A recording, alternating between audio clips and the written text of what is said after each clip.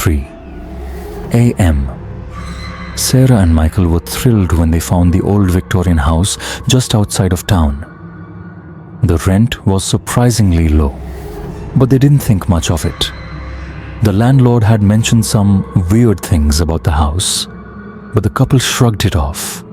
They were young, in love, and ready for a fresh start. The house was beautiful, but very old. The floors creaked and the windows let in cold drafts. One thing stood out though, a strange black door at the end of the upstairs hallway.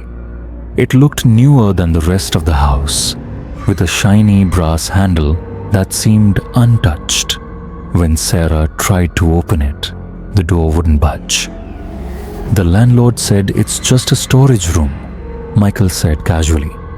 But Sarah felt uneasy every time she looked at it. At night, she sometimes thought she heard faint tapping sounds coming from behind the door. 2 weeks passed, and things started to feel strange. Sarah kept waking up at exactly 3 a.m. with her heart pounding. What scared her most was that the black door seemed closer to their bedroom each night. "It's probably just your imagination," Michael said, laughing it off. But Sarah couldn't shake the feeling that something was wrong.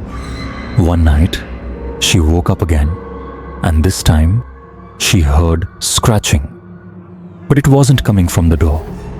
It was coming from the walls. Shaking, she grabbed her phone and turned on the flashlight. Her breath caught in her throat.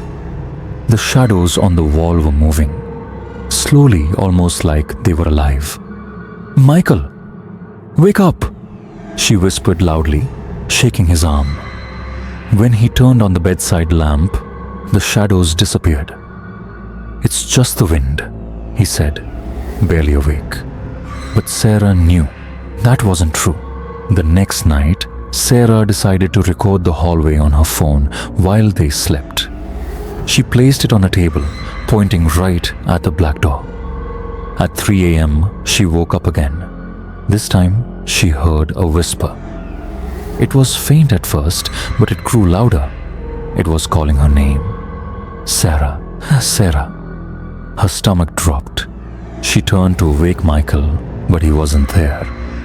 His side of the bed was cold. Frantic, she grabbed her phone and looked at the recording. What she saw made her hands shake. The video showed Michael getting out of bed and walking toward the black door. He opened it easily, even though it had always been locked. Inside, there was nothing but pitch black darkness. The shadows spilled out, wrapping around him like smoke. Just before he stepped inside, he whispered, "It's so quiet here." Then he was gone. Sarah ran to the hallway, tears streaming down her face. The black door was open. She looked inside, but it wasn't a room anymore. It was just endless darkness, pulsing like it was alive. Whispers surrounded her. "Come inside. Join him." She screamed and slammed the door shut. The next morning, the door was gone. All that was left was a blank wall where it had been. Michael was never seen again. Now, every night at 3 a.m., Sarah hears tapping on the walls. And the whispers? They've started calling her name again.